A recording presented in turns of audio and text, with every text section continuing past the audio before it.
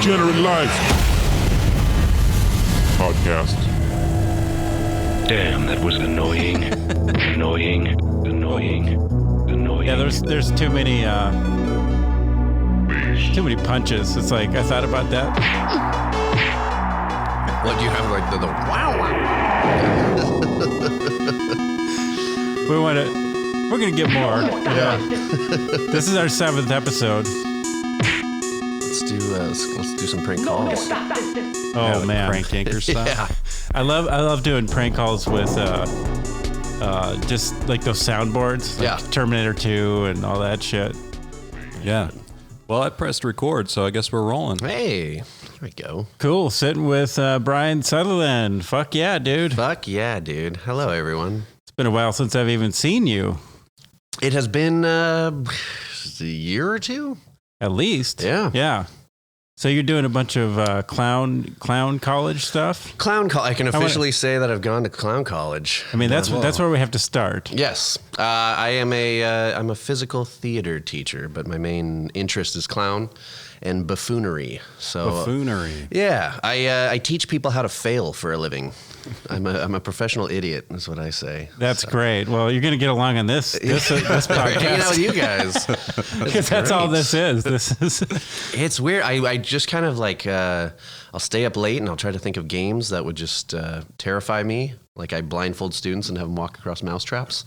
And then people pay me money to do that. So That sounds like a cool job. yeah, it's great. So I've been doing that for about 8 to 10 years, and I travel the world doing it. So your job is to make people feel uncomfortable. yes. Yeah.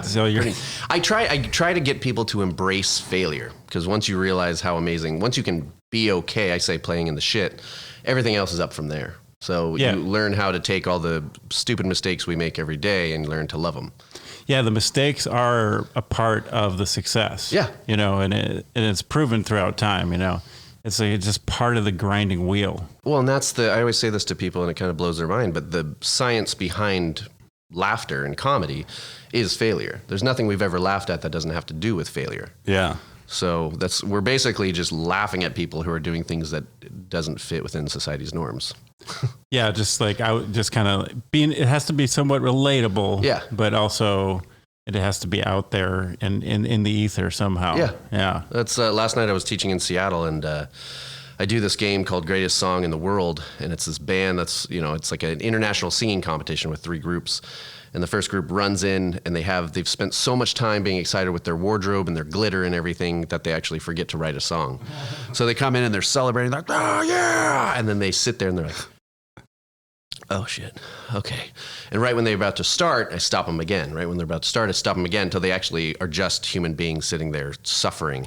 And then out of nothing, they have to come up with a song on their own.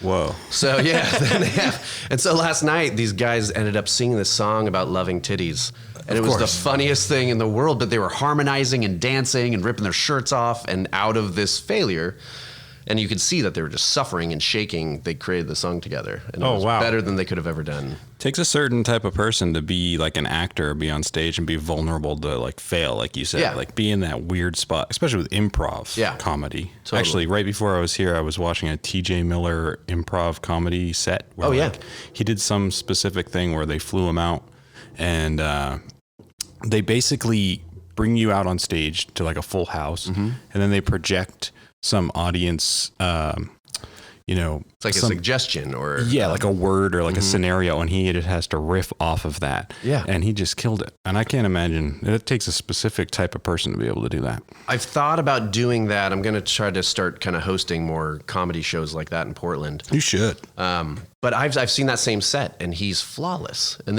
he's going on with absolutely nothing. I have another one of my clown mentors at the Los Angeles Clown School, Dr. Brown. I think he's won the Edinburgh Festival 3 years in a row. He gets a hotel that's about a mile away from where he's about to perform. And as he walks to the theater, he just finds certain props. And then he'll do a 3-hour show with these props of whatever he finds in a dumpster. Gathers the whole set as he goes on, Needles. Yeah. Totally. Bags of potato chips. Go. You do stand-up too, right? I do, yeah. Not so much. I love doing stand-up. I love writing comedy. But I realized that you know, God bless them for doing it, but it's such a sad, depressing world of like, you know, you're seeing, my whole thing is that I love doing stand-up, but once I realized that people were just writing their own material and performing that same material for about a year and a half straight, nothing changed. I got really bored when you're waiting for 2 hours to get up on set. Yeah. And especially in, you know, a place like this, you know, I'm sure it's a little different in LA or New York, but you know, Portland's got the underground scene. I'm sure it's pretty fun. Great. I mean, a lot of amazing, like Ron Funches came out of here and now he has like 3 TV shows down in Los Angeles. Well, Funches, I mean, with that last name, you got to go somewhere, right? There you go. Yeah, I've never heard that before. Where's like the go-to comedy club in Portland right now? I think Helium. Helium is, I mean, I've done a couple shows at Helium in Seattle. Funhouse has a whole independent thing that's great. They have, I mean, their Funhouse is amazing because even their independent theater, they do like parodies of Die Hard and what else have I seen? Star Trek? Star Trek and I think Pulp I went Fiction. to that. I went to that like a couple weeks ago. I had no idea what we were getting ourselves into. Oh, it's my girlfriend wonderful. and her friends were That's the best. Oh man, we went there and I'm pretty sure it was the place that you just mentioned. Yeah. What was the name of it? The Funhouse. Funhouse. There's a Funhouse in Seattle as well, but that's more of a metal bar. Yeah, metal bar. Yeah, almost got to play there in the good old Funhouse. Nice. It's a cool place. Yeah. Yeah. If you ever get a chance, go see Die Hard.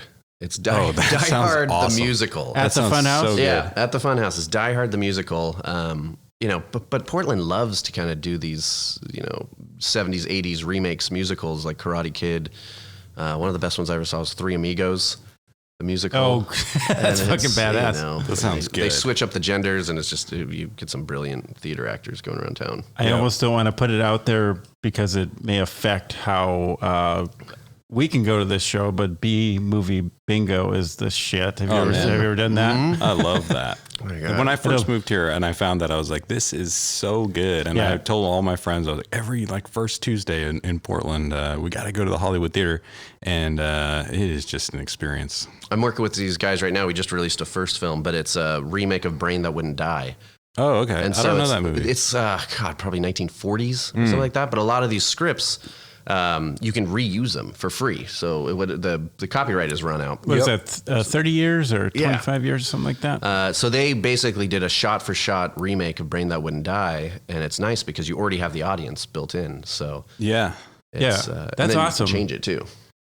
Yeah, we could make a lot of movies that way. Yeah, and make them a little bit better. Is that what I think it is? Is that where the brain's inside of a jar or something? He chops off, I think his wife dies in a car accident. He chops her head off and brings it back to life. And then he's trying to find the perfect woman to detach her head and put his wife's head on her body. Yeah, great plot. I don't know if you could get away with that these days. Well, with technology rolling right now, it's like, you know, we could get into those situations. Yeah, like an AI version of your old spouse. It's like Black Mirror meets The Brain That Wouldn't Die. Yeah. Oh man, there is nothing creepier than Black Mirror, I don't think. It started great. I think the last season was a total flop. Last season was amazing. You think so? The total video flop. Game Kung Fu between the two men who are having this lovely romance. Pretty wild. I didn't see that one. That was the one episode in the most recent season that I did find myself enjoying. Yeah. The other one was like, it was just like an okay. To me, it just felt like an okay like drama show. Or something. I agree with that. That one stood out to me. That was the first one I watched. There's so many feedback loops in that shit, though. Yeah. There's so many. It's just like you're in this thing for eternity, or somebody's torturing you. It leaves you not feeling that great. No, it makes you feel worse than Vanilla Sky gets me feeling like that way. Yeah. Like I just I have to watch something funny after these kind of movies. Rosemary's Baby. Just like we were talking about the Joker. I finally saw the Joker last night. What'd you think? It's terrifying. Yeah, it's terrifying. I think they did a good job. I'm a big fan of Batman Returns though, so I was hoping for a little bit more of that kind of vibe. But I think it's the night and day. I think they nailed it, and I'm not a big fan of the most of the newer Batman stuff. You know, it's like This was a whole other thing. I mean, I've seen it, I think 6 times. Wow. Yeah, there was no rollover cars or anything. No. It's like when that never happened. That doesn't happen anymore. You know. It was just Joaquin just screaming and cackling and crying. Like I walked out with a sore throat just from his laughing. Yeah. He's a great actor. Yeah. I mean, I thought it was brilliant, but you leave. And I remember kind of, walking out of the McMinimans Theater and just being like, I could blow up the world right now. It's like, what horrible things could I do? And I was like, stop. So it was just a movie, but it leaves you with this kind of. Yeah. It shows you the classic human loser of society and like what that person deals with. Yeah. I mean, I loved, and supposedly Joaquin Phoenix and Robert De Niro just hated each other. Oh, really? On that set. Like Joaquin was just pushing his buttons the entire time. They were walking off on each other. And damn. It's kind of a weird set to be pissed off about. Oh, yeah. Because it is kind of just tense already. Oh, it's incredibly intense. And wow. It's the same thing. I asked my dad. He's like, yeah, I saw it. And I was like, what'd you think? He's like, it just left me feeling so empty inside. I was like, good. That's a good film. Yeah. Thinking about it. That's when you know it's real good. Well, I play serial killers. You've played a serial killer? Multiple serial killers. Wow. My wife loves me. Yeah, I had a movie. I don't think it's on Netflix anymore. It was on Netflix for a while called Dead West. I played a serial killer going from Texas to New York trying to find the love of his life. And things don't work out. Wow. So it's just kind of one woman after another. Do you like being the villain? I do, yeah. When you play a bad guy, and I play like nerds and serial killers, so like optimistic idiots and serial killers. Mm-hmm. And both of them are very similar in the way that they don't have any rules. They can do anything they want. So you can kind of create and make the character. Yeah, and I can do, 8 different takes. Every single time it can be a different take because you can't tell me what this guy would do when he's just psychologically just fucked. Yeah. So you can run with it a little bit more, It's actually more than anything, I would say. Oh, yeah. And you can do, I just wrapped a movie in Centralia called Maysville. It's a 1920s film. It's based off a true story, but I play a dad whose kid, him and his best friend steal a tractor, and one kid my son falls off the tractor and just gets mutilated. And so I already play this kind of, we have a sad trombone. I don't know what. Get that punch. And there we go. There he goes. And so I've already been this raging alcoholic. I was already abusive to him, and he dies. So I decide to go to the kid who accidentally killed my son and steal him and make him live in the Appalachian Mountains for like 15 years with me until he breaks out. And then it's me chasing him down, trying to murder him. Damn. Burning down my barn. If you're just tuning in, it's not actually him. It's actually he's an actor. It's the real thing. I got him back. But yeah, my wife was watching some zombie show, and she's like, "Oh, that's Brian on there." Z Nation. Were you? Oh, yeah. I didn't see it. Are you a villain in that one too? I am. Yeah. TV Guide gave me top 5 worst haircuts of a character. Episode 6 of Z Nation season 1. I played this evangelical priest who thinks zombies are the second coming of Jesus.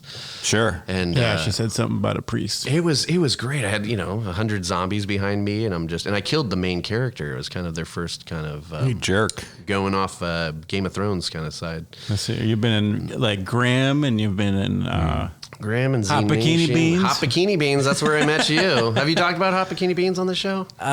Briefly, a little bit here and there. Check out Hot Bikini Beans. You haven't talked about it that much, though. No, not that much. Not that much. Still to this day, one of my favorite things. Yeah, I got more work off of that than a lot of things. And web series are hard. I mean, they just kind of they don't go anywhere. It's so hard. One thing about this guy is we were just friends from playing music and then hanging out. He's like, "Oh yeah, I have this YouTube channel, Hot Bikini Beans," and then I go and I'm like, "Oh, like 22,000 views or something." Like, Cody's just living this other life. It's growing. Here. Yeah, that's great. Yeah, and then you guys are working on a movie as well, or no? Not I know recently. that's probably confusing out right? there. Yeah. Oh yeah, the Hot Bikini. It's confusing. Hopefully, we will make a Hot Bikini Beans movie. Something. We'll collaborate. Right. But it's funny because with web series, like I was telling you, this guy stopped me on the street. And he's like, "Were you in Hot Bikini Beans?" And I said, "Yeah." And he stopped for a second. He goes, it was a good show. Like he had to think about it as if, because most web series are total crap. Sorry for people out there making web series, but let's admit it. And that was a really solid one. It was really solid. And a lot of people were like, I wish it would come back. I wish we could keep making it. And we'll just have to move on to the next one. Yeah. There'll be other things. I got Frank and Zed coming out. Oh, yeah.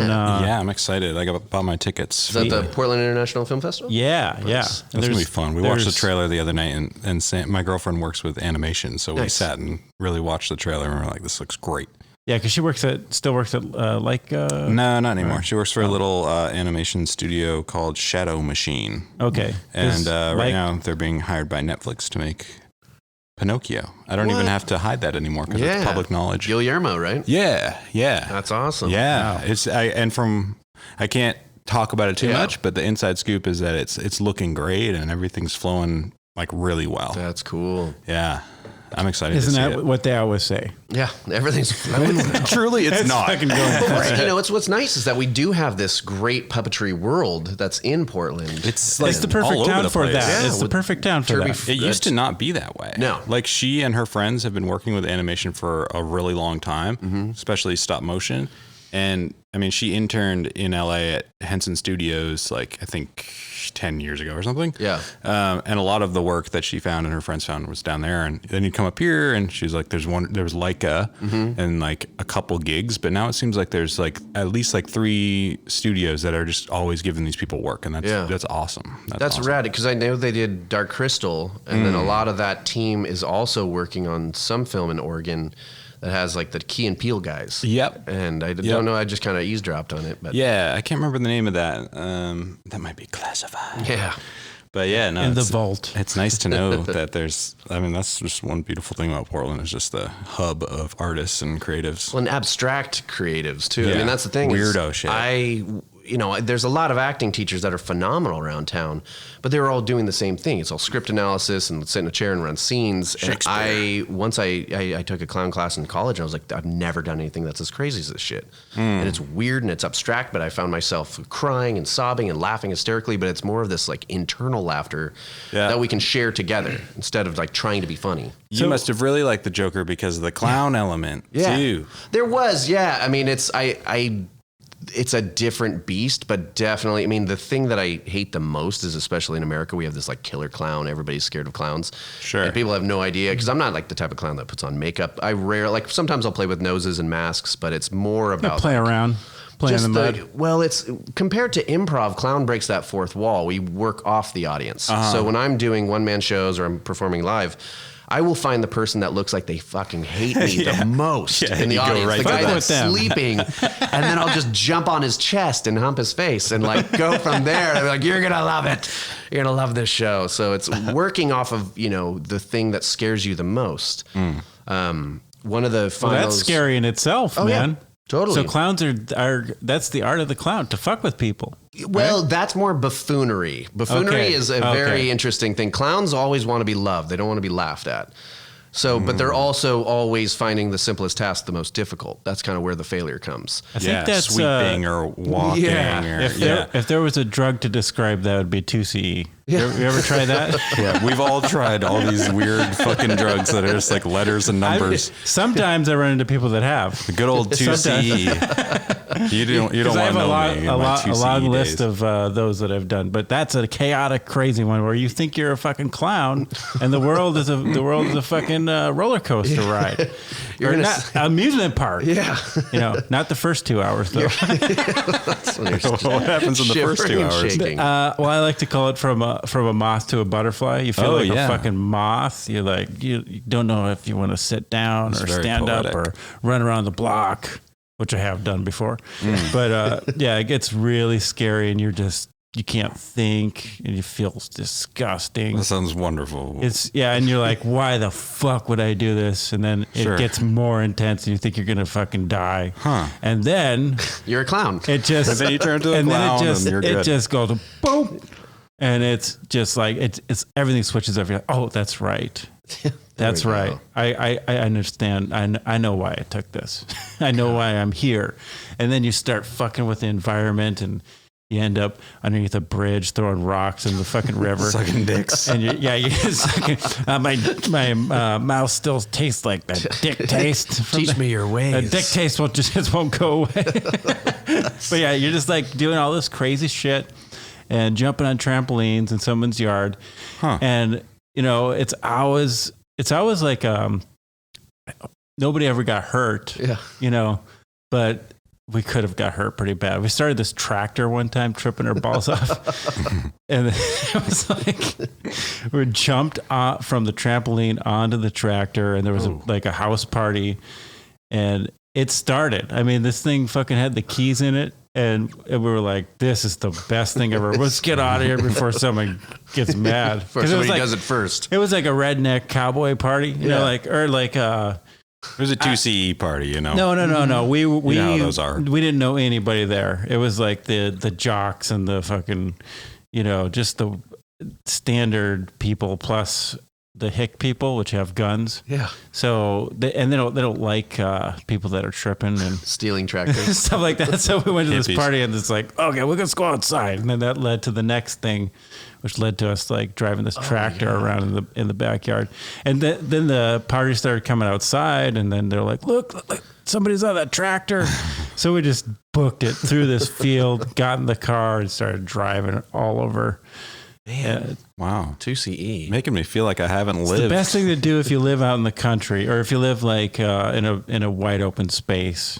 if you're not in a wide open space, it's kind of uncomfortable because you're just, you want to find some crazy shit, you know. It's like that Dixie Chicks song. I couldn't imagine doing it in a city. I've only done it once in the city. And my first time ever taking psychedelics, I was in high school, and I had a great trip, and then I snuck back into my house, and it was a school night. And the next morning, my mom would always like take the blankets and throw the blankets off of me. She throws them off, and there's just rocks. I'm just sleeping on a bed of rocks, and I named them all. And you brought rocks into the house? Brought rocks, like hundreds of rocks, and covered them in my bed and slept in like in my head. They had names. Wow. Yeah. I was like, that's Debbie and Alex. Yeah. Get back in. I was like, my mom's like, what is happening? I was like, I don't know. So what was that?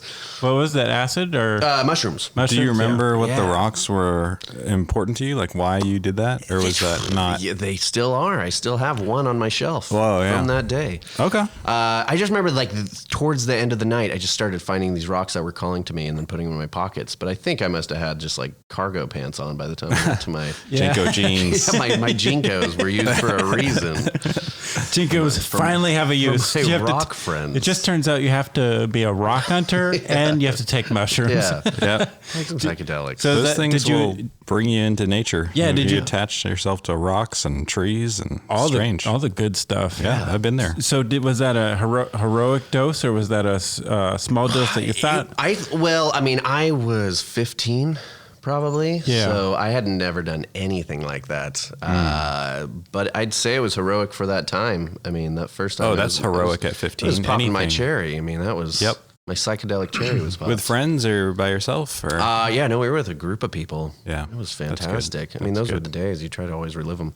That was like, I mean, from that's like my brother and I would just start taking mushrooms and programming our iPods on the same kind of playlist, and we'd ride our bikes for like 40 miles. Wow. And I remember one time we rode under this bridge and all these hicks were partying and they started throwing bottles at us right when we were peaking. Whoa. You should have started throwing rocks into the river. Yeah. And you're like, this is Davey. This is Jonathan. Get down, Sue. This is Susie. That's how it's Sue. It's how it's Sue or Susie, right? This is Susie. That's what I was doing. Yeah. No, seriously, I did have one of the best times underneath a bridge throwing rocks. Yeah. Like big rocks, though. We were like, whoa. And it was just like, what the fuck is going on? I love those situations. I don't get to do those very often anymore. Yeah, it's hard to find the time and headspace to do stuff like that when you're an adult. Yeah. Yeah. When you have different in the city, those too. were the days. Yeah. Well, I grew up in Eugene, so we had farmland, and it was, it was in the 90s, so it was so nice to be able to run around. And did you like Eugene? I loved Eugene. Yeah, I went to the university for 2 years. I didn't start acting until I was 20. I always kind of wanted to do and made movies, but I was the jock and everyone was making fun of me. So I'd eat my lunch and like look down the hall at the theater kids and I'd be like, one day. So I'm like a closeted thespian. So you kind of had like a crazy side, but you were more on the jock side? Yeah, I played a whole bunch of sports, but I just always wanted to kind of be the actor. And so I was actually in a hip hop group. I was a rapper for a while. And then I was trying to have lovely relationships with a lady in college. And she was like, hey, we need a rapper in this Greek play. So I went and did it and got in as this ensemble member. First, they tried to make me sing Les Mis, and I broke down crying and ran off stage. And so, I booked that. And then I booked, I went to the place I did theater when I was in like third grade, and I walk in. I just wanted to see the place again. And this guy's like, can you sing? And I was like, yeah, sure. He's like, you're in a musical. So I ran home and I'm like, Mom, I'm in Swanee Dodd. It's a musical. He's like, I think you're in Sweeney Todd. It's a musical. Yeah. So I just started, and then as I booked roles, I started getting these, I played like Satan. That's got to be fun. Everybody wants that role. It was. I've played Satan and I've played God. I played Satan in this play, but they tried to fire me every single night because I would get so inappropriate. So the very first night, I had the Satan costume. Satan has to be more appropriate. Yeah. Well, that's in college. So the very first night, I had the Satan costume and everything was scripted, but I decided to just spray paint my body red and come out totally naked. And while doing this monologue... But this wasn't something the director told you to do. No, not at all. How old were you when you did that? That was 20. And you were like fresh to acting and the whole thing? My first audition, my first professional audition, I brought a gun to the audition. Dude. And I did this comedic audition, and they always want to see comedic and dramatic. So for my dramatic, I like jumped on this chair and I was like, fuck you, and pulled out this gun. And he's like, get on the ground. And he kicked the gun away and grabbed me by the hair and threw me out. Holy so you are the shit. Joker. Yeah. You are the fucking Joker. Jesus. We're sitting here with the real Joker. Wait, so you got naked and spray painted yourself? So opening night, I spray painted myself, and I'm supposed to come out and do this monologue, but I don't have any props. So I decided to take a Bible and then rip off a page of the Bible and roll it up and snort cocaine off of it while butt naked, spray painted red. Real cocaine. Real cocaine. So I ended up doing the whole play. Kind of just... You got into the role. Tipsy-turvy. You got into the role. At the end, the director grabbed me by the throat and threw me up against the wall. I believe it, yeah. And was like, what the hell are you doing? And I was like, you hear the applause? They're plotting for me. Yeah. And we ended up extending it for 2 or 3 weeks. And every single night I'd do something different. I came out with this like 4-foot long black dildo. Jesus. I just started getting really weird because it was the same thing. There was no rules. You can't tell Satan what he That's does. so wild. And it's a different time too. You could kind of do more things. It was college So, pocket theater. Yeah. This is just a personal question, but have you killed anybody? In real life? Yeah. Not that I know of. Okay. I'm giving some heart attacks. Just checking. I've almost killed some people on stage. I broke a guy's ribs. I was doing a two-man show about 2 guys getting stuck in an elevator until they basically die. And you realize that one guy's going up to propose to his wife, and I'm going up there to sleep with her and have this affair. And we find out while stuck in this elevator, and there's 8 different tracks of Girl from Ipanema playing throughout the whole thing. Oh, wow. And at the end, we just start going ape shit. And we get in this fight, and he pushed me, and I went and tackled him, and my elbow just landed on his ribs and broke 3 of his ribs in the middle of the show. And we still had an hour to go. And he stuck with it. He stuck with it? Yeah, he was great. Oh, man. No fight choreographer for that show. I don't do fight choreography. That was a play, or that was it was a play up in Seattle. I actually really like those kind of situations where people are kind of stuck in a situation. I don't like to be in those types of things, but in real life, that's what we've been trying to do. I shot a movie in Idaho a couple years ago called Riders of the Storm. It's about just 2 guys that are in a car the entire time going through the hills of Idaho during this lightning storm. And you realize one guy has killed his, spoiler alert, one guy has just killed his wife, and I'm actually a figment of his imagination as this New Orleans hitchhiker. So I'm kind of the devil, and then he gets pulled over, and I knock out this cop, and the cop kind of wakes up, and he's the angel. So it's this angel devil kind of manipulating him, but it was 120 pages of dialogue, all done in 3 different takes. So we had 6 different cameras on the car. We'd shoot for 40 minutes, break 40 minutes, and do first act, second act, third act. Wow. So, that's cool. Yeah. Trying to make theater, trying to make film kind of like theater is what I've been trying to do. So that's awesome. So when you go to these other cities all around the world, and you're teaching most of the time, and sometimes you're going to classes too? Yeah, I try to. So I work for a company in LA called the Celebrity Experience. I work with a bunch of Disney stars from like Sweet Life of Zack and Cody and what are they? I don't know. I've never watched Disney shows, but good friends of mine that had shows for 4 or 5 years. So we travel around the world, and we do these big workshops for about 120 kids. We'll fly out all the agents from around the world and try to get these kids on TV. And some of them have had great success. And so, we just did Switzerland, Australia. So my whole thing is they always give me a class, and I'll teach script analysis and monologues, but then ideally I'll have enough time to do improv and clown. So what is the difference between the country, like the vibe of the countries that you go to, and in cities too, like from city to city, from country to country, how different is the humor and and the spooking, because that's what you get these people spooked. Yeah. Well, and it's true. I mean, it's so crazy. So I was recently in Dubai, and a lot of these Nickelodeon and Disney scripts, you know, they'll be like talking about boyfriends and girlfriends. And I had this, I mean, we have kids from like 6 to 18. I had a 6-year-old, and one of his lines is like, "That's my girlfriend." And it was like this kind of joke that we set up. The next day, the mom comes in and she's like, "You cannot say girlfriend. It is husband or wife." And I was like, "Well, he's 6 years old." And they're like, "No, so there's all these rules in Dubai." Wow. We even tried to do a karaoke party, and the government came and had to go through the entire karaoke list to make sure that there wasn't any songs that offended anybody. That's wild. Yeah. That is bizarre. Yeah. Yeah. My buddy, who's a very famous, I'll say he's one of the Power Rangers. He decided to bring a girl home from this some club that was in. This Dubai. is one of the original Power Rangers. Yeah. You're hanging out with one of the original. One of my heroes. I know. Can I ask which one? He's kind of green. Kind of green.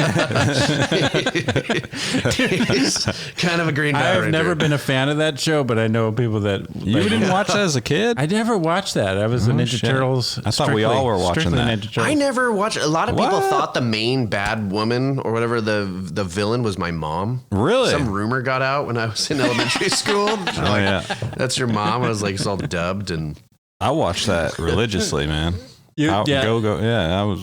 Yeah, whatever. Yeah, right. That and was the putties that were like.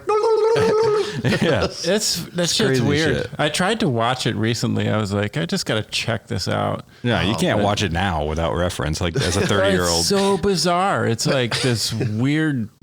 Is there something with a mirror or some lady with a? Fucking, I don't know. That was like when I was like 6 to 8, probably. I don't know. The one thing about the fucking putties, and those are like the bad guys that they fought. They were all in these gray spandex suits called the putties. Yeah, they had this giant circle on their chest, and if you punched them, they would disappear and die. Like, what fucking idiot just like puts a target on their chest? That's right. Not just like this little Achilles heel. The coolest thing about that show was like how characters would appear and disappear. Because it would be like smoke bomb, sound effect, flash of light, huge like amount of smoke, and then just like a corny ass costume, and then they would die, and then the same thing would happen when they would die. But then they had these machines. It was like the second Transformers. They would build. That's right. It's somewhere in the way back of my mind. Wasn't there it's all something coming back to me? Was that a Japanese show, and then they brought it over here, and they had an American version of it? But I feel like the American version was still dubbed.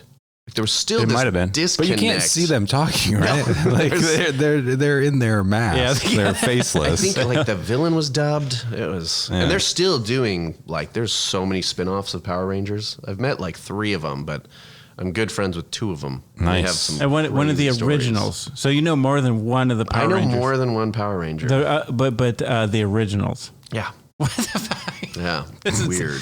All right. Well, you're probably getting up into that world where you get to meet, kind of bizarre characters all the time. I just did a movie with Nick Cage. Which is weird. The pig was that one? The one here? Oh, so my friend Kevin was in that movie. Oh, rad. Nice. Yeah, he said I probably shouldn't say anything. Right? It's top secret. Well, yeah. Well, I mean, something happens to him in the movie. For Nick Cage or for Kevin? For Kevin. Oh, yeah. Shout out to Kevin Michael Moore. Yeah. Well, that's cool, man. The pig gets lost. It was, the pig gets lost. They were filming over by Erbstomp, one of their sets. It was Belmont location. It's a crazy. I mean, it's a Nicolas Cage movie, but it was a cool experience. I played drunk man. That was your character. It was funny because I read for a couple bigger roles, and then they kept bringing me back, and I had to do it in like Australian and French. They wanted this cook with all these accents, and then finally at the end, the director's like, "How do you feel about drunk man?" And I was like, "What?" And it's a like 2.5-page monologue about this guy talking about killing his kids, and that was drunk man. Yeah, drunk man's got this huge crazy drunk this movie. Scene. Yeah, you want to be drunk man. Yeah, so I always got to be a drunk man. I booked Drunk Man. Hell yeah! Congrats. And we shot up at Skyline Tavern. It was like in August or September. Oh, I have some funny stories about that. I'd never been, and so I'm sitting there and I'm just like pretty freaked out because I have this 2.5-page monologue. Nicolas Cage doesn't have anything, but it's right to him. Yeah. And he comes into this bar and I'm just sitting on the steps, and so I'm getting ready, and I've never met him, and taps me on the shoulder, and he turns around. He's like 6'5", and he's covered in blood, and he just looks horrible. And he's like, "I'm Nick. Let's do this." And I was like, "You're epic." Yeah, and I'm a big fan of that guy. Oh my god, I just watched Leaving Las Vegas recently again. Yeah. And have you seen Mandy? Oh yeah, it was incredible. The thing about Mandy is everybody wants to watch it on drugs. No. But that would just ruin me. It would ruin me too. They did such a good job of visuals and just the sound. The soundtrack is incredible. Yeah, that movie fucked me up. When I saw that at Hollywood, it was sold out. Like Portland represents movies, right? Yeah. And they definitely represent Nicolas Cage movies. And definitely at the Hollywood Theater. Like there's just like, it was the perfect place to watch that movie. Yeah. And so I went in with my girlfriend and we sat down, we watched it, and like, I have yet to see, personally, this is all my opinion, a movie come out that has impressed me that much since then. 1917 was like super, super nice, but Mandy was like next level, like the colors, the cinematography, the editing, something within this editing software that they were doing was so new. Yeah. And like, that's why I like to watch new movies. I want to see something new. Yeah. And like 1917 with a long continuous shot. And then this one was like, the warping of the face, but not too much. Yeah. And you're like, this is really making me a little uncomfortable, but I'm also into it. Yeah. But when those like the monsters came out and they were doing the conch shell thing, I was fucking terrified. Yeah. Like I was so scared. And I also, like you said, like people say, oh, you got to do drugs when you watch Mandy. I was thinking like, because we're in the fucking Hollywood Theater, like everyone's got hair down to their ass and they're just like in death metal shirts and they're just all drinking beer. And I'm like, I know that probably like 10% of the people here are either microdosing or like tripping balls, right? Yeah, there has to be. And we were in some of those really uncomfortable scenes, and I was like, I feel really bad for those fucking guys who are just like melting into madness right now. And I just like, I don't know, I almost stood up and walked out of the theater because I was so uncomfortable. And I call it the red scene. Yeah. When it was just red forever and they dosed her. And, oh my God. I was so impressed. I'm glad that movie came out before hopefully, if I ever make my movie that you read like the beginning of the script, but the way that they did shit, I'm like, that's what I was trying to say, or like, that's what I want to do in the future. The brothers. I'm actually really glad they did that I'm first. wrong. Sorry. I was thinking about the directors who just did Uncut Gems, which I did really like that movie. I haven't seen that one, but oh my God. I don't know if you need to see that movie. Have you seen The Lighthouse? Yeah, I saw that. I liked it. Yeah. Yeah. That's another one that just like makes me claustrophobic. Yeah. That was a great throwback to like classic old film. Mm-hmm. And like, but also had that new twist to it. Yeah. Right? Defoe was a fucking monster. He's a beast. That's like, I mean, because there's a bucket list as an actor of who you want to work with. And I didn't realize how much I wanted to work with Nicolas Cage. Like when I found out I booked it, I just like sobbed. I was just like, oh my God. And I don't even know if my scene's going to make the cut. Cause I was like, why are you putting a no-name actor with a 2.5 page monologue in this movie? Well, you're not a no-name. I mean, you wouldn't be a no-name if you got that, like, That's the what do they call that? You're getting up there. Yeah, it's growing. I mean, it was just such syndrome. You're not famous, but people say Hot Bikini Beans. Hey, Hot Bikini Beans. I'm happy. I'm now you're drunk man. But he was so at the end. The thing is, I was like, so I worked with him, and we were just surrounded by paparazzi. So they tried to block off the streets. People we were just about to do his take, and it's like the 12th take, and he goes, "Stop. Look up in those trees." And I look up and he goes, "Paparazzi's here." And I look up and there's this dude in camouflage taking photos.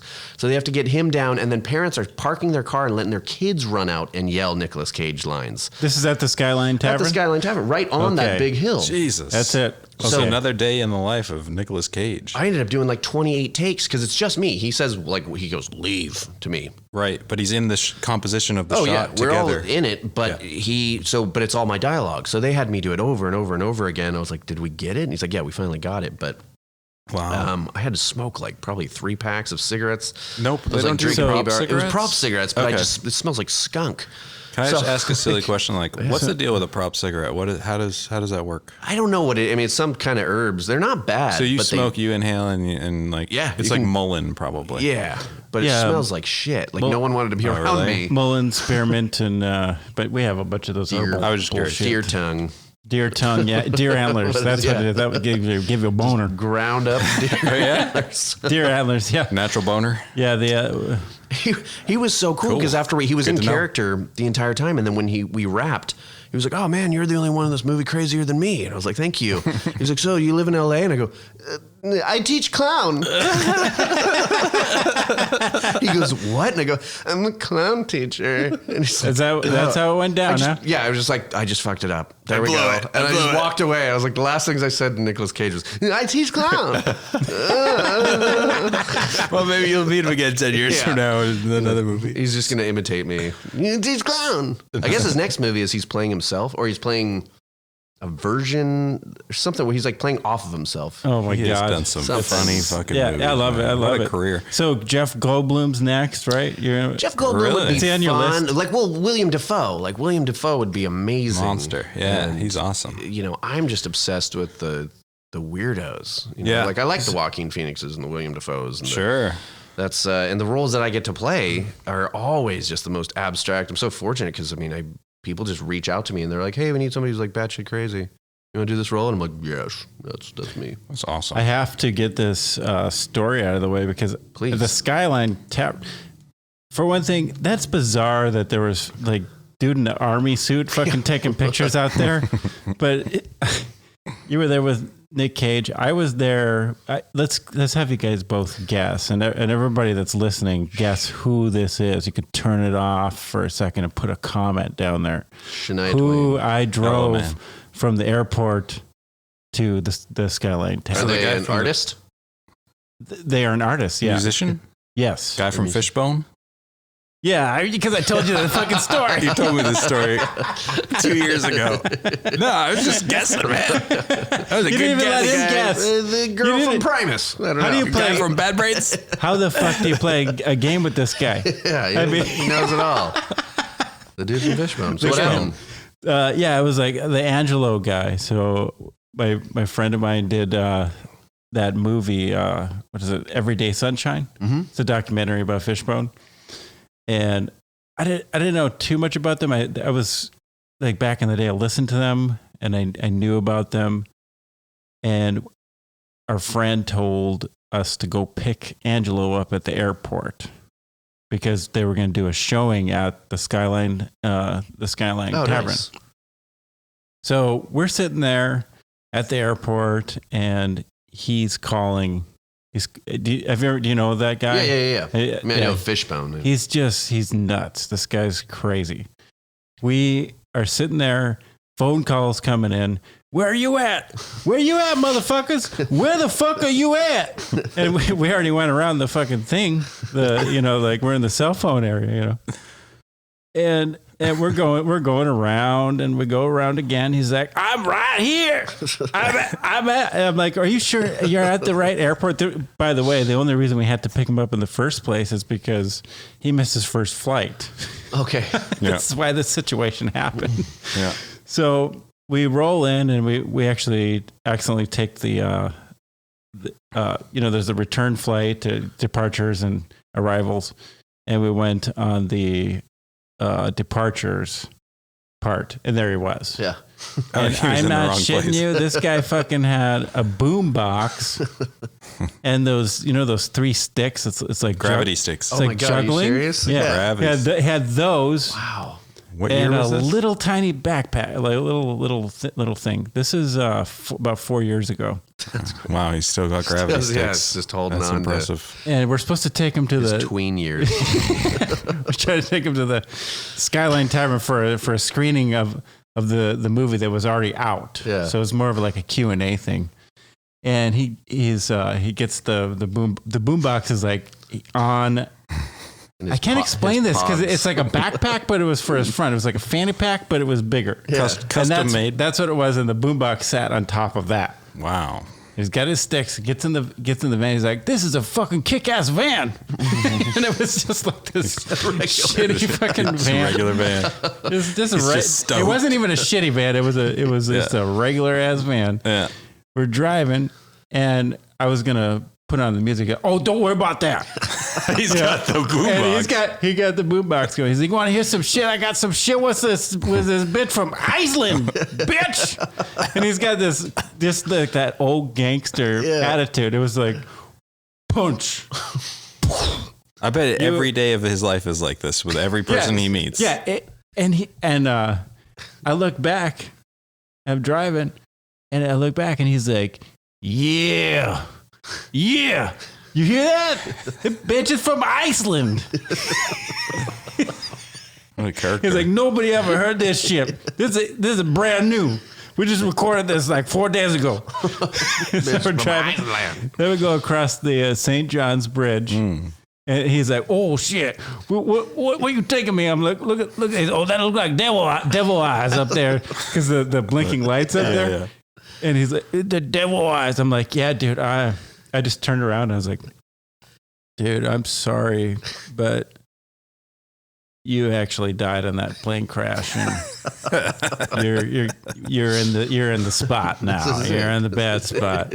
And he's like, "Oh shit, wouldn't that be something?" Oh, and he got all. It's like time to jiggle. He just started to. You're getting a little Bill Cosby. Yeah, he started to get all riled up. I was actually referring to Aqua Teen Hunger Force on that one. That's great. We get him up there. Did he juggle for you? Did he ever? He did a little bit later. Yeah, later on. Yeah, he did. And we were going across the bridge, and then you have to take Germantown Road up to that bar. And that's when I started feeling bad because I got him all kind of paranoid. It's like, well, we're taking you to the woods, boy, because I just wanted to connect with him. I wanted to fuck with him a little bit, but not too much. Yeah. But he started to get, oh shit, where are you taking me? Like, oh, is it up in the woods? Oh, and we roll up to the Skyline Tavern, and we get there, and it was like 8 people. Yeah, we're like watching the thing, and we're asking him questions. And there was like 1 or 2 paparazzi guys. And that's where I'm going to wrap this whole fucking bullshit story up. I love that story. At the end of it, there was a paparazzi guy that like wouldn't leave us alone. Cause I was actually, me and my buddy were hanging out with him. And we were like his, friends for the day. Yeah.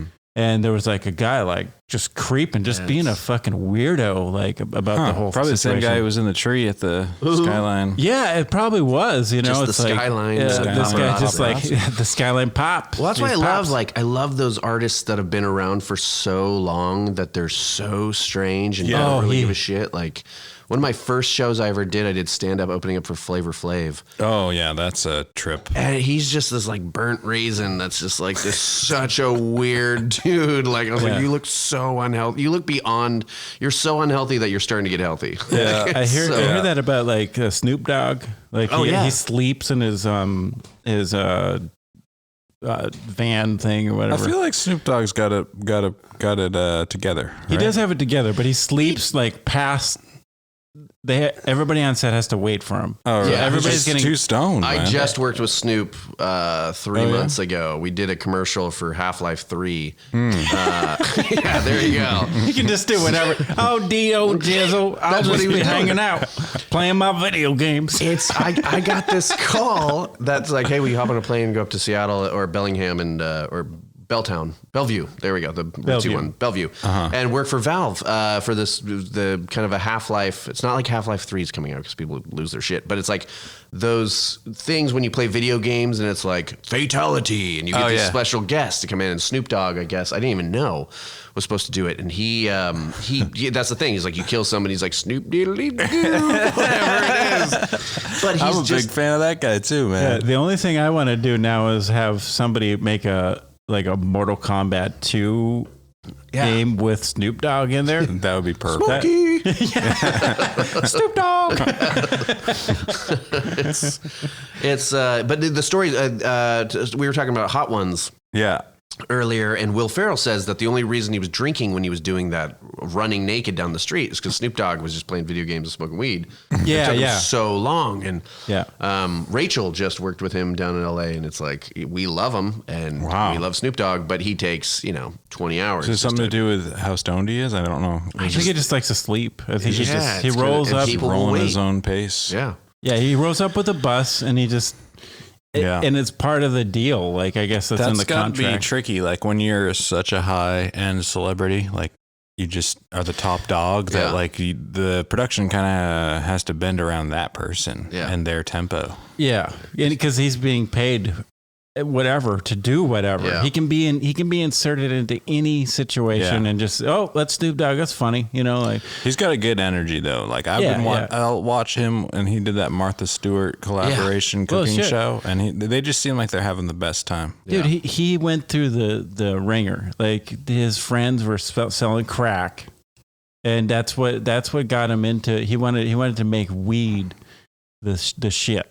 Yeah. He wanted to make that what everybody talked about before it was where it is now. He shifted the whole culture. Yeah, I actually I was driving through Portland yesterday, and a song from Dr. Dre's album 2001 came up on my playlist. Chronic. Yeah, actually, it was the Chronic. It wasn't 2001.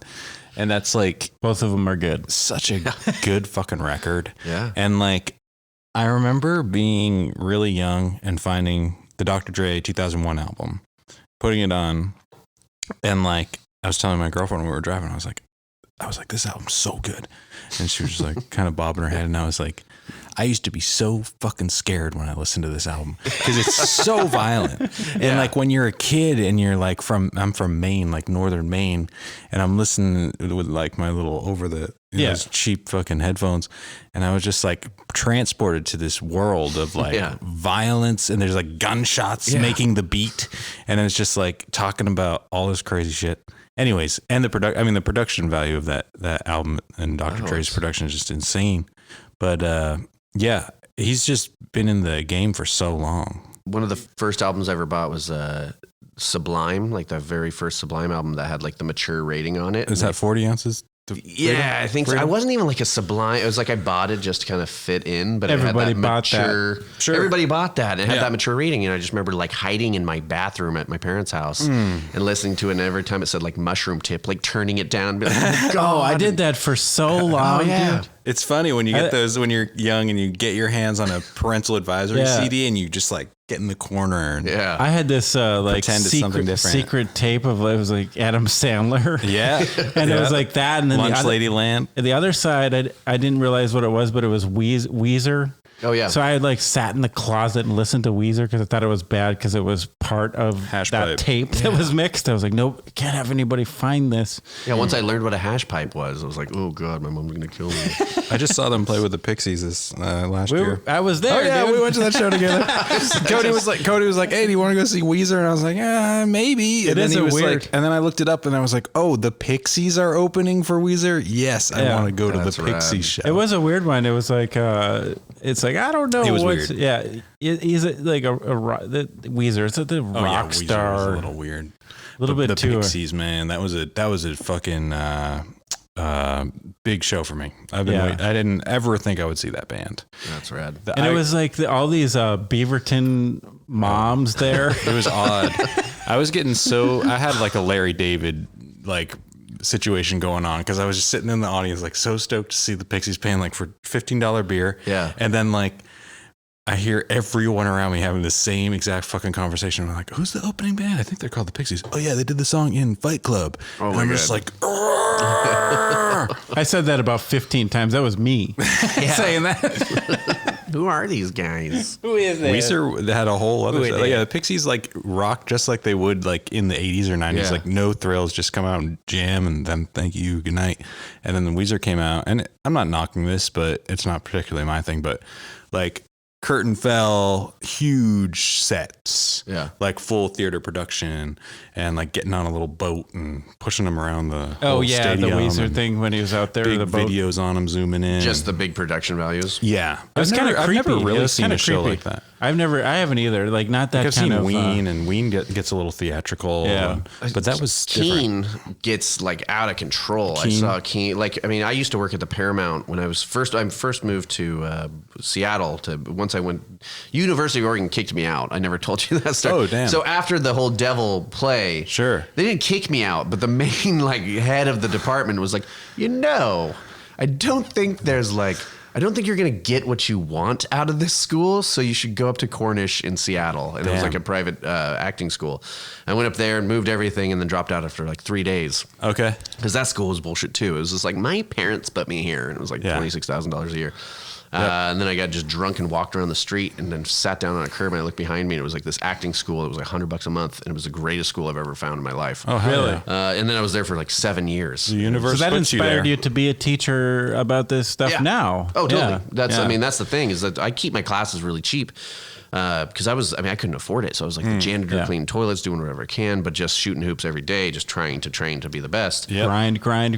Yeah. And then finally I was like, I'm going to open up my own school. Awesome. Do you, somebody asked me this a long time ago and I have my answer, but are you fearful of being super successful, of being like famous? Not so much I started late and I've been doing this for 15 years with like great success randomly. Like it just kind of, things have been adding up. So a lot of people are like, where do you want to go? And I'm like, I'm pretty happy. I mean, I have my wife and I have my kid and I have a house in Portland and I travel the world for a living and get to hang out with a bunch of celebrities. And then people just call me up and be like, do you want to be in this movie? And I audition stuff. So I'm really stoked with that. But like, if anything ever did hit, I'm 35, so I'm like, cool. If I was going to find success now, that would be great. So you've kind of been through the gauntlet already. You're a seasoned veteran, right? Yeah, I mean, it's like you just kind of know the bullshit. Like I get to work, so I work for like a bunch of big LA acting companies, and I hang out with all these huge agents that take care of Tom Cruise and all these people. So I travel the world with these agents, so I get to kind of see the inside beast of what the what quote unquote industry is. But Brian, what happens if you walk into the Skyline Tavern? On high noon, just to get away from the kids and the wife, to take one shot of on 2C. I just want 2 shots Fishbone. of whiskey, and I want to put them in my eye. Yeah, and then there's a fucking guy taking in the back there in the smoking cigarette area. In camouflage, taking pictures of you. Totally okay with that. You okay with that? Yeah.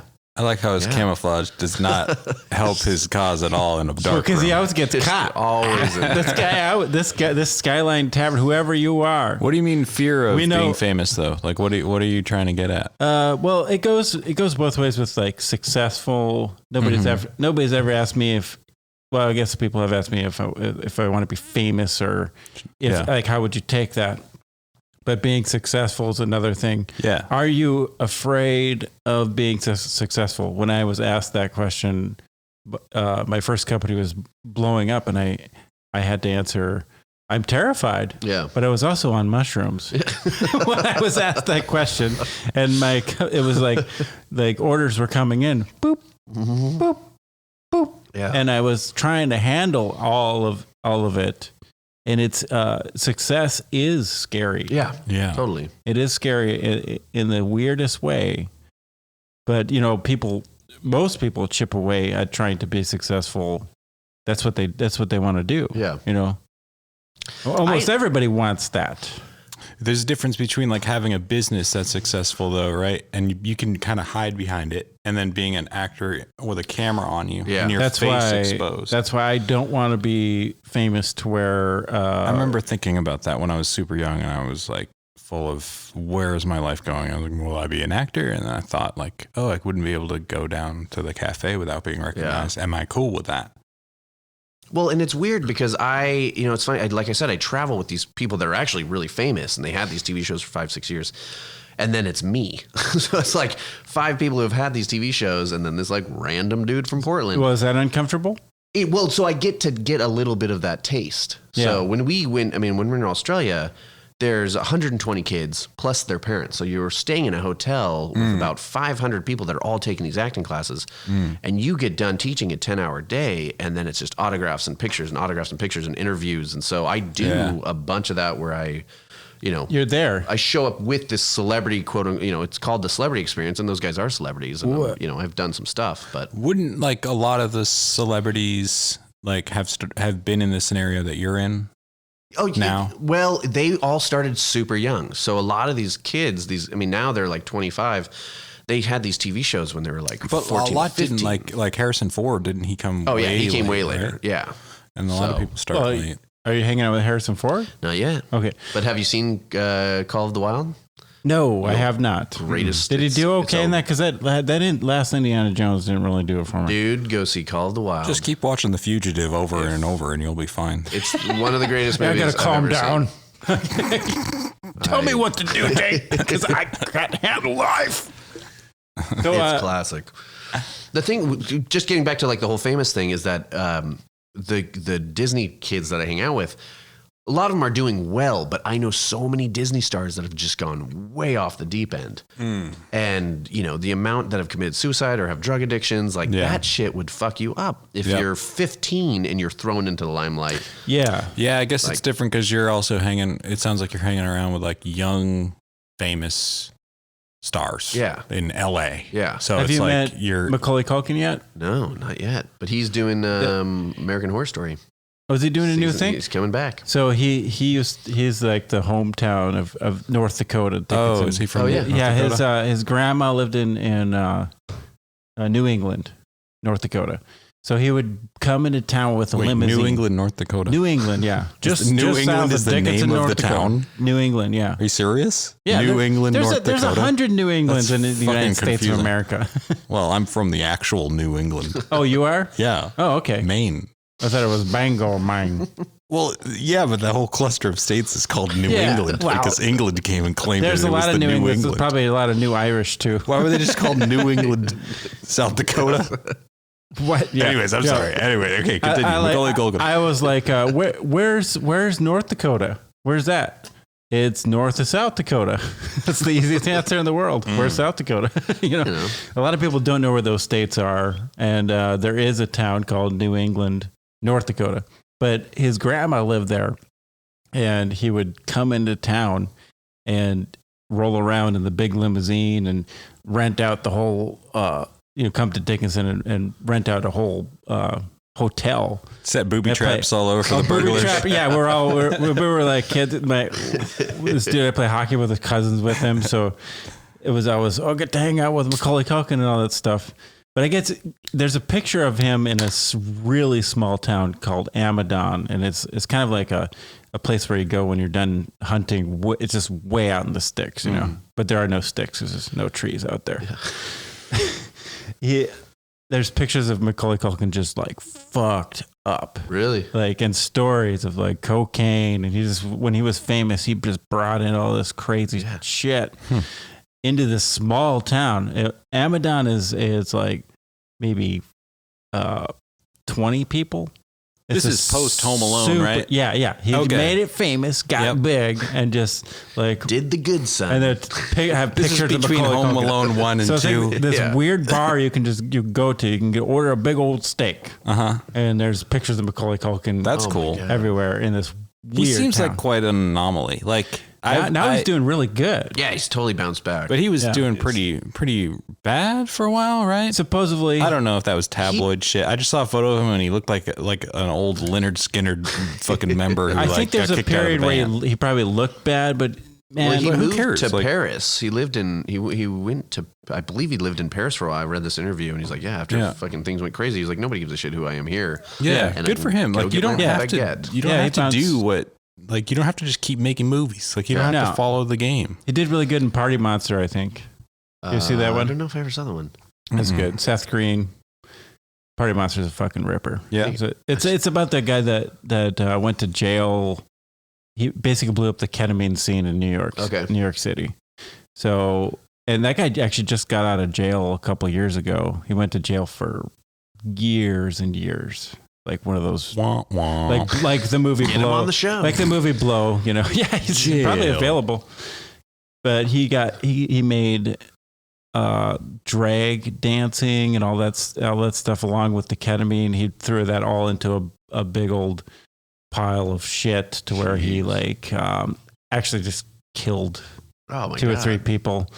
And it was this crack cocaine and a lot of crazy shit. Yeah. But he played that character and he nailed it. It was Macaulay Culkin did. Yeah. Party That's Monster. why I'm glad he's bouncing back. I mean, to do American Horror Story, I was like, that's fantastic. Yeah, I got to check that out. I think it would be cool. Like, you're super famous and then you take 15 years off, Take a and break. then you come back and everyone's like, oh my God. Yeah, and Kiri and his brother started doing really good too. He's doing great. Yeah. He's always on the Angry Video Game Nerd now. He played Home Alone, the Super Nintendo game. Oh, yeah. Got to plug that shit in there. Some nerd shit that you're talking about right now. Did you ever see that there's a show on Netflix called movies we watched as kids or something like that? I think so, yeah. The entire Home Alone set was built inside a high school. Really? Have you seen that? Yeah, it's insane. You got to watch this thing on Netflix. And so it's how it got made. But there was no house. I mean, there was an exterior shot, but the entire house was built inside a school theater, and they actually flooded it. That is wild. Every single time you're seeing that set, they're in a high school. No what shit. the fuck? It breaks your brain. Dude, sets break my brain. Yeah. When I went to weird. LA, I've only been to LA once. My girlfriend, like I was saying, she worked there for a while, right? So she has like a community there. We drove from Portland to San Francisco and then down to LA sometime last year.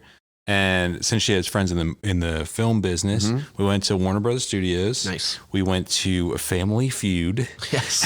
We went to and I don't know, some other studio. I can't remember.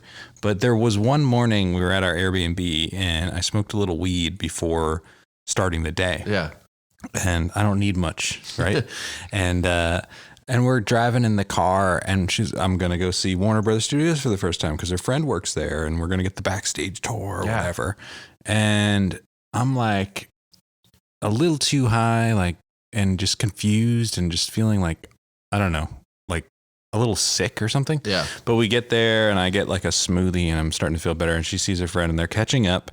And this world of the Warner Brothers, have you been there before? Yeah. Mm-hmm.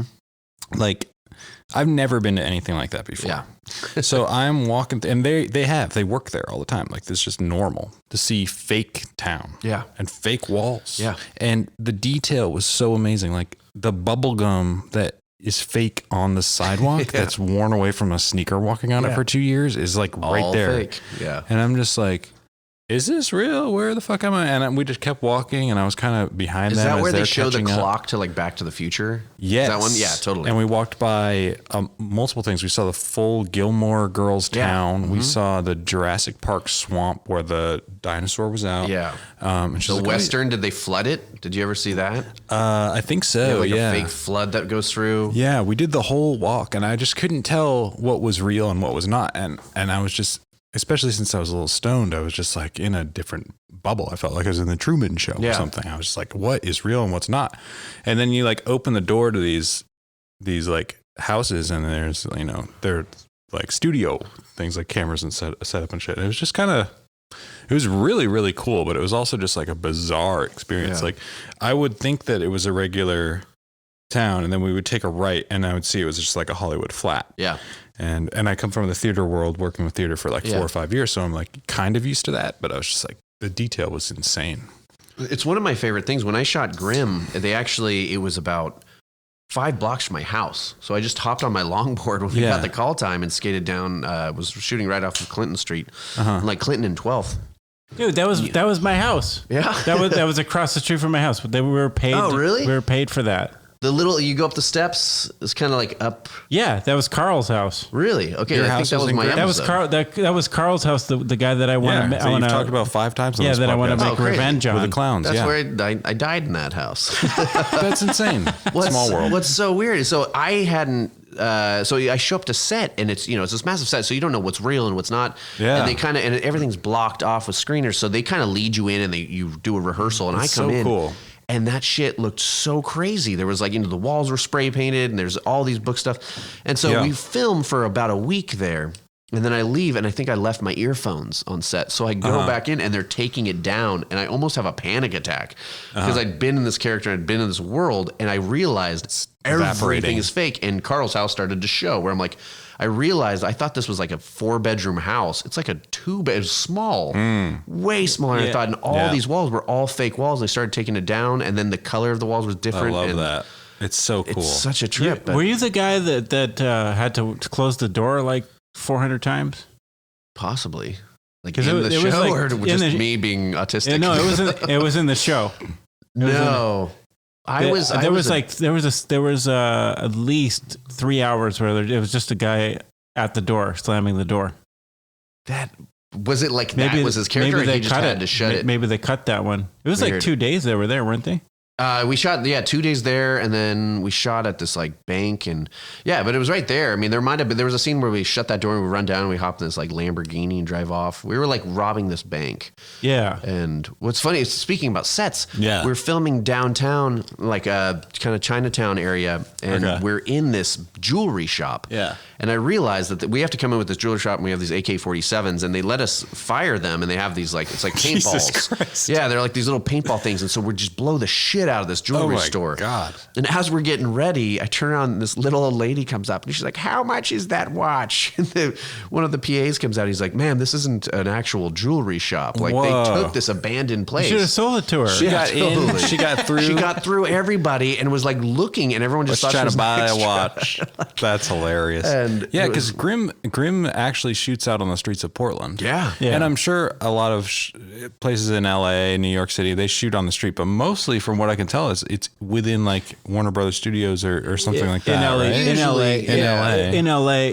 What about New York There's City, not though? many. There's not many studios here. No. It's No. like there's not many at all. No. So you just shoot on the street? I wouldn't call them studios. Like there's some stuff. You know, Grimm's done stuff here in this building. Oh, really? And Librarians and one other one. I can't remember. Portlandia. The But weirdest in thing this building is you start seeing in Portland, we shoot so much stuff here, but like I'll walk down the streets, I'll be like, "Oh, I did this." Like even that church right across the street. Yeah. I had my face ripped off in that church. I shot it last summer. I shot the sci-fi thing in that church, and they're doing surgery on me. And What was that? It's what's it called? It's a proof of concept for a really cool sci-fi movie. It's escaping me, but I have this like skin tag that's up here. And they end up pulling the skin tag and ripping my face off, the scientists, and under my face is a baby version of my face. Damn, I got to see this. And You gotta have that. Post a link to that shit. It's super weird. But That is you bizarre. start going around town and I'm like, okay, I've done this and this and this. It's like Benjamin Button under there. yeah, the gory Benjamin version. Button. You remember that one? I don't know what that Button. is. You don't know the curious case of Benjamin Button? No, I don't seems know what that is. Dude, that seems I don't right know. up your alley. There's so many I do of not those. like that movie. You know nothing about Benjamin Button? Are you Nothing. serious? Oh, we're going to have Nothing. to watch Wow. that. Unless I saw it and I don't know what the name plot- is, because that could The be. plot, and correct me if I'm wrong, and it's kind of like a Del Toro type vignette circusy looking movie. Which, anyways, a little it's- clownish. Yeah, there's like this strange circus world look to the cinematography, right? And but the plot is a baby is born as a grandpa, and he lives a life in reverse order or something. Yeah. It's really Can you just say that one more time? Baby is a grandpa. a baby is born as an old man. Yeah. And then he's like abandoned. So they're like, we don't want this fucking That's thing. like hanging out with Weird Man. Benjamin Button. And they throw him at mom. somebody's doorstep and they're like, oh, look at this ugly ass grandpa Oh, baby. And then they that's- bring him in and then like, That's why I it wanna go gets out. Strange. That's why I want to go out. By going back in. And people love that movie. People love that You movie. gotta go right back in. It's a great movie. Is it? Yeah, well, I watched mean, it and I'm just like, what the hell is going on here? And who plays Benjamin Button? It's somebody Brad Pitt. Awesome. Yeah. And then I think it's he Brad falls in love with like Kate Blanchett. I might be butchering that. But then there's this weirdness, like he's getting younger and she's getting older, and she's like, should we still of course. fuck? Like, yeah, it's we can fuck until you're like 16. And It's then bizarre. It's getting weird. It's a bizarre. I gotta see that. That's great. It's right up your alley. yeah. Take some 2CE and you'll just. Hey, No, I don't take that anymore. speaking of movies, what's up with your movie that's coming out? Franken Zed. That is a bizarre puppetry, a puppet core. And it's every set time up- I say that, people say puppet porn. Puppet They make it up in their heads, but it's They worked their perverts, asses dude. off on that. Fucking I mean, that was 6 years. It looks amazing. Jesse Blanchard, shout out to you. He's going to be on the podcast soon. nice. It is a massacre. It's like it is kind of psychedelic. I don't even know if I would want to take It looks really 2C fun. and watch I'm this excited shit. for that. It is a there's a 30-minute battle scene in it. How long's the whole movie?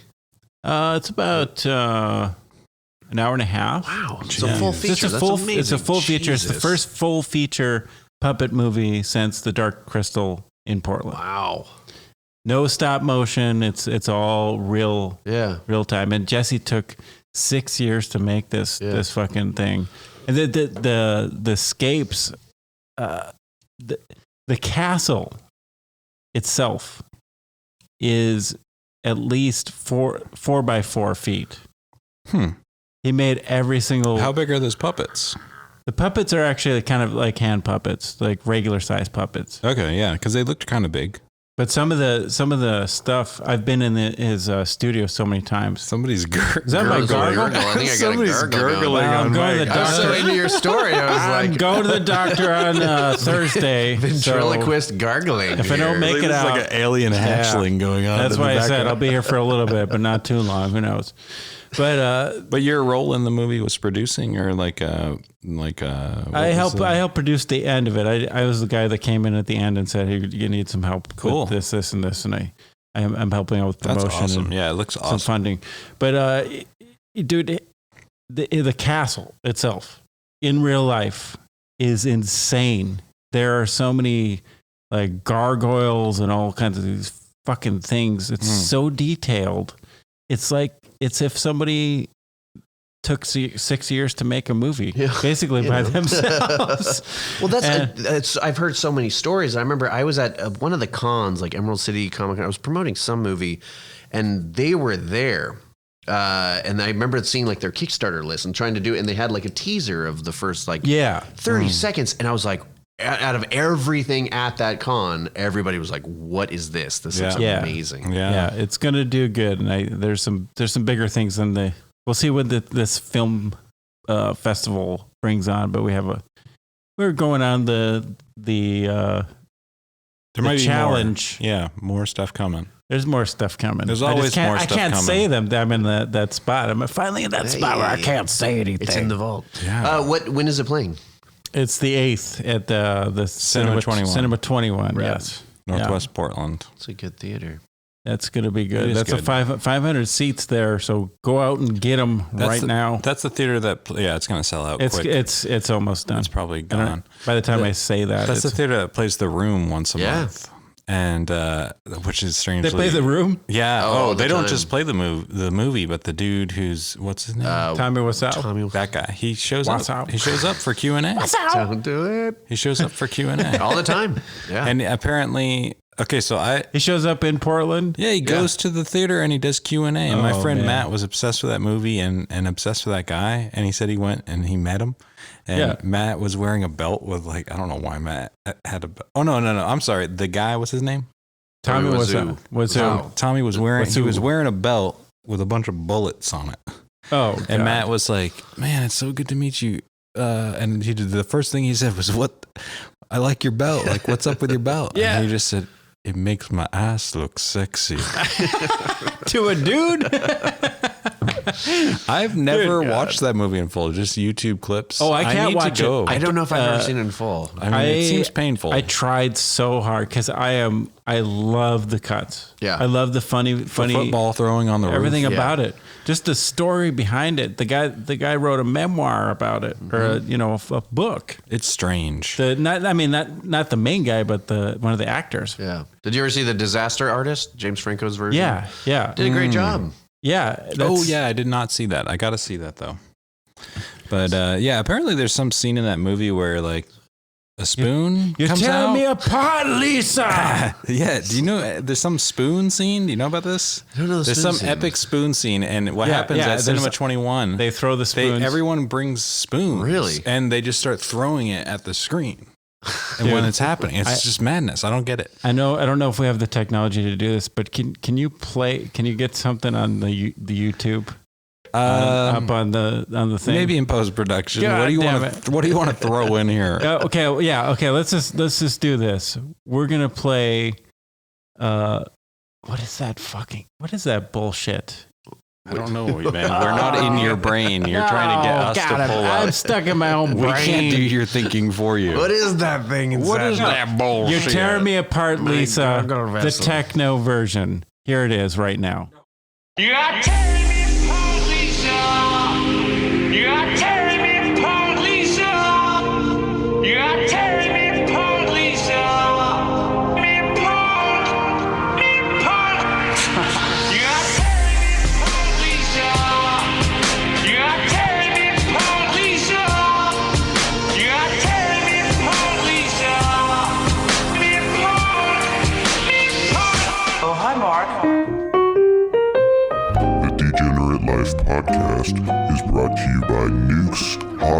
Sauce, an all-organic, gluten-free, vegan hot sauce made in Portland, Oregon. A spicy yet sweet sauce, ready to be slapped upon your favorite dishes.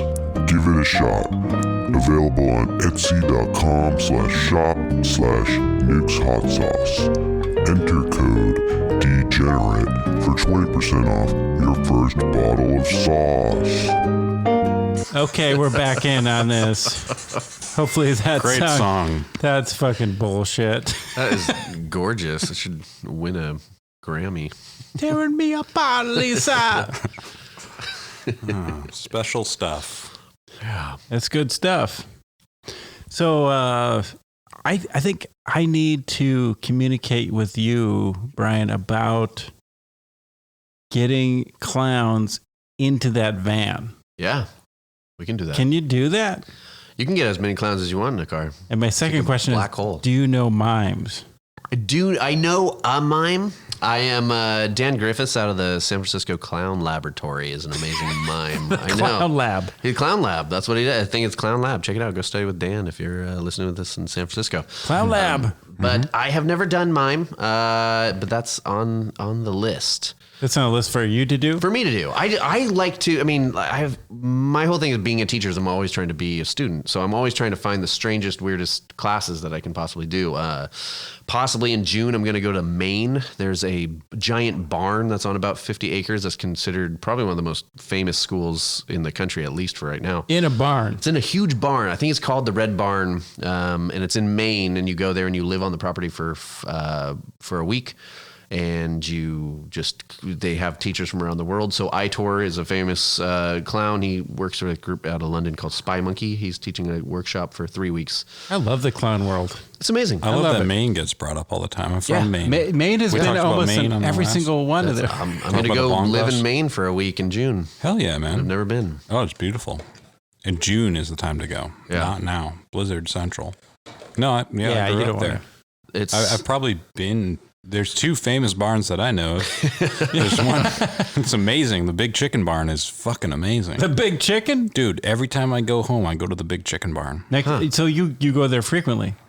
The Big Chicken Barn, yeah. Now, I have a question for you. Yes, sir. Will you go to the Big Chicken Barn, and eat the big spaghetti? Sure. Because I have to say that on every single one. Oh, God. Burned him real good. Inside jokes all over the place. Yeah, he hates that. He doesn't like the big spaghetti. So that's your van out there? Yeah, and I have to sell it soon, and I actually have to get revenge on Carl. So I can't tell the story again because it was told on previous episodes, but I do need to get clowns or mimes into a van and bring it over to Carl's house, which is where you filmed that show, Graham. Yeah. Mm-hmm. And we have to fuck with him for at least 3 or 4 hours. 3 or 4 hours? Yeah, it's a very intense vendetta. All right. It's a vendetta. I love vendettas. It's been plotted for a while. It's been it's more than 3 or 4 years of plotting. So and if you have the what is it called, the entourage, I have as many actors. He's as got you the need. network of clowns. The and army, whatever you need. The army. I just need about 10. I need some flutes. I need some saxophones. I need some and one belly dancer. But I got it all. I'll try to find that. Seriously, Well, I just went to the benefit show for Clown Without Borders. They had all of those. They had the belly dancer. They even had the dude who was like your buddy from Fishbone, who was a professional boombox player. Professional boombox player. Yeah. The stick guy. The gravity stick. Yeah, the gravity stick. Stick guy with a boombox. Yeah. That's the guy at every festival, right? Damn, yeah. Film it and then just send the donations to Clown Without Borders. I'm thinking about this. I think I should do a nonprofit for the Revenge of Carl's house. It's actually it's a spite thing. Yeah. But I'll do it for a good cause. Okay. And we'll get the clowns on board. We'll make this a reality. Yeah. I'm a little scared about how real this is becoming. You know, John, I can make it happen. Well, okay, all right. Yeah. We're talking I have all of them. We're talking good shit here. Whatever. We can get John. John can. I have a yodeling dominatrix woman who's like 6'10".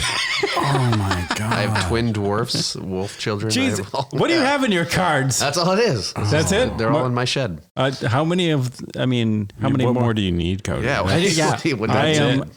That's it. If we can fit in, if you build it, we will come. Poor Carl. Oh my God, I love it.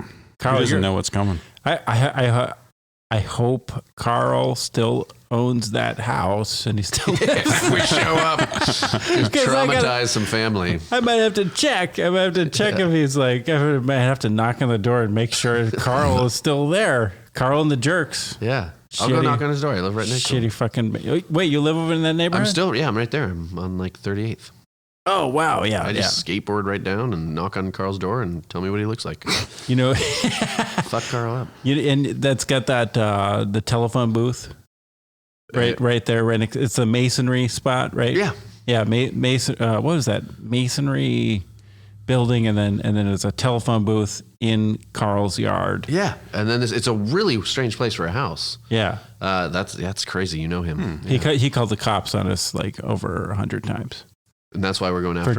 For jamming. And I found out he was in a band called Carl and the Jerks. Okay.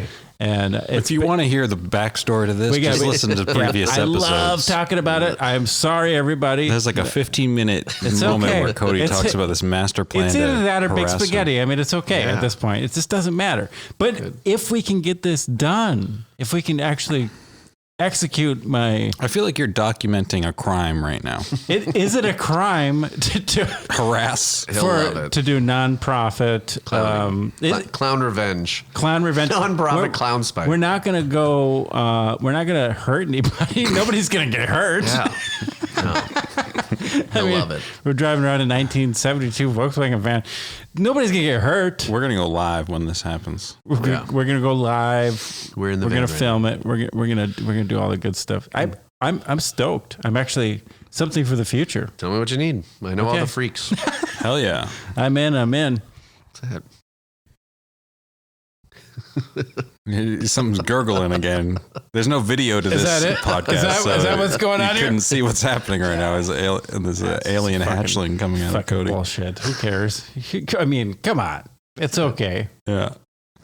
Well, sweet. So what's next on your future here, your near future? I'm teaching in Paris as long as we don't all die from the coronavirus. Yeah, I know. When are you going to Paris? I'm going to Paris. Not till August. I'm going to Paris in late July, early August. Nice. Cool. Let's kick it. Dude. Yeah. Let's go to Eiffel Tower and drink some coffee. Make out. Not yet. Very romantic. Play drums and do clown shit. Chocolate. Yeah. I'm leaning towards, I travel a bunch, but so if anybody's interested in classes on Facebook, it's Improv at the Ballroom is what I do. And then my kids' classes are professional training for the youth actor. But I've created all these companies, but now I'm consolidating it all into the Portland Acting School. So next month, I have everything in line. The website should be live and classes will be going full time. Nice. And I think you should be able to check it out at the portlandactingschool.com. So I'm going to concentrate the next 6 months to really just opening up my school, because I've just been doing workshops here and there, and then I'm also going to do a monologue competition. I have a venue where we're going to be doing kind of games, but also it's going to be cash prizes. You don't need to be an actor; you can do spoken word, but turn it more into a performance piece. And then I'll have judges from around the world come, and we'll do a big monologue competition for some cash prizes. That sounds awesome. Yeah. I want more things like that. Yeah, we need more stuff like that. And I know that my friend Kevin, I was talking about earlier, he was open mic comedy night host at the Boiler Room on like 2nd near Chinatown for a long time. Yeah. But then the Boiler Room got shut down. Yeah. So I don't really know of any comedy clubs in Portland. That's why I asked at the beginning of the podcast, other than Helium. I don't know. There's open mics almost every night. I mean, there's a lot of stuff that's going on. It's just like the underground music scene. There's a shit ton everywhere. Yep. Portland is just that pool of good stuff. And the what was that? The something room? The Funhouse? The Funhouse, yes. And I believe I went there and I watched a Star Trek musical. Yeah. And they do stand up. Yeah. The thing is, I want something that's like more like American Idol, but for actors competing. Mm-hmm. So they get this recognition, because it's really difficult to find anything that's theatrical competition. You want to make a big thing. Yeah. You want to produce a big thing, basically. Do you want to be the host? Yeah, I'll host it, and then I'll also coach the actors, and then they'll have a comedic monologue and a dramatic monologue, but they'll also have to play improv games on stage. And then we'll wean it down from like 25 actors down. We'll do 3 different rounds, and then at the end, you'll walk away with about $500 or more, based off who kind of signs up. Sure. So get a charity involved or something like that. That was works. You know, like getting that going. And soon enough, you will be in a Volkswagen van with some clowns. All right. Well, that's great. The winner of your competition gets a free bottle of hot sauce. Yes. Nuke's hot sauce. I'm excited to try it. Nukesauces.com. There is no Nukes. We don't have any advertisements of Nukes hot sauce. Sponsored by Spite Clowns. All right, Brian. It's been great. Been great, guys. Thanks for having me. And Jake, I just got to say it one more time. Big spaghetti. Big spaghetti. Keep it on the DL, motherfuckers. Bye, everyone.